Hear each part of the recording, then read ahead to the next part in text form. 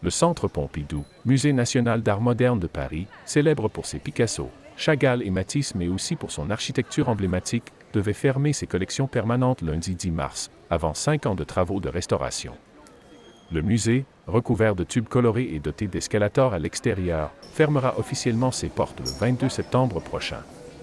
Mais lundi, les visiteurs se sont précipités pour avoir une chance de voir les œuvres de la collection permanente, qui s'étend sur 2 étages, avant qu'elle ne soit fermée lundi soir, 10 mars, et vidée.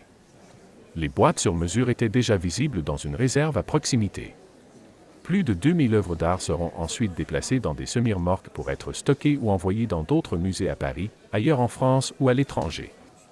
Le musée, ouvert en 1977, doit être rénové pour mieux accueillir le public, se conformer aux exigences environnementales et éliminer l'amiante.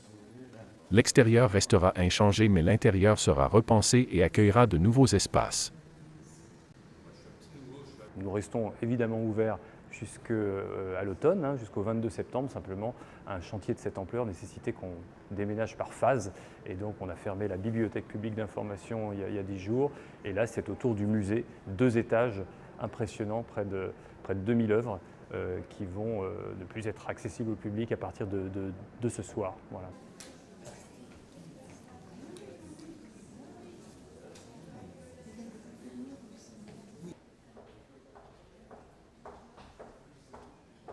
Décrocher une heure, mais décrocher une heure ou un tableau, il faut 5-6 personnes. Je me mets? Non. Allez, voilà. Nickel. Pourquoi je suis venu aujourd'hui? Parce que c'est le dernier jour pour l'exposition et les collections permanentes.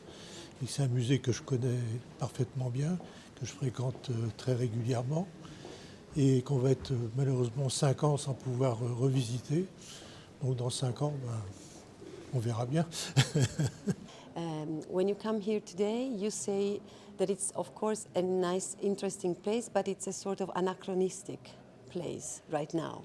It was wonderful when it happened, when it was built, but something like renovating it and making it more contemporary, I think it's something that Paris needs.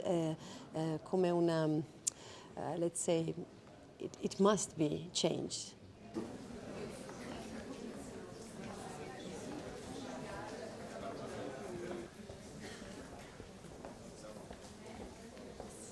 Évidemment, il y a des grands projets autour de Chagall, autour de Matisse qui circulent à l'international, la collection photographie également. Vous savez, on a des grands partenariats avec Malaga en Espagne, avec Shanghai en Chine, avec la Corée. Nous ouvrons un nouveau partenariat aussi pendant ces années. Donc c'est un véritable florilège, on va dire, de dispersion comme ça des œuvres.